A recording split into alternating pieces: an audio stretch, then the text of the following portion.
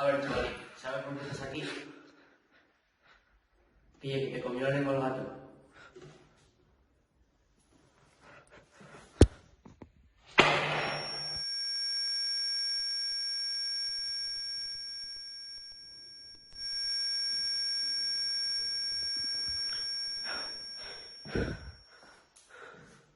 ¿Qué, chavalín? ¿Ya sabes hablar, no?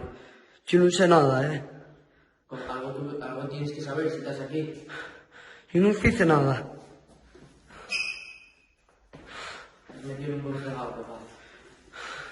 Mañana tienes que saberlo, si no...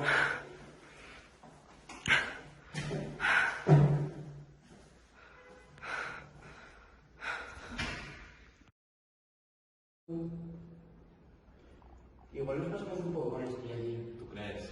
Sí, es que el puñetazo que me diste, estás con un toro. Pero igual me pasé. Sí. Mira, a ver, yo es que le veo algo raro, ¿eh? Sí, los ojos, no se parecen a la foto, Alberto. No, los tenía un poco claros en la foto. Ya, pero como azules, los tienen Marrones. sí, ¿no? Sí, yo pensé que era yo, no sé. ¿Tienes ahí la foto tuya? Sí, vamos a comprobarlo. Sí, sí.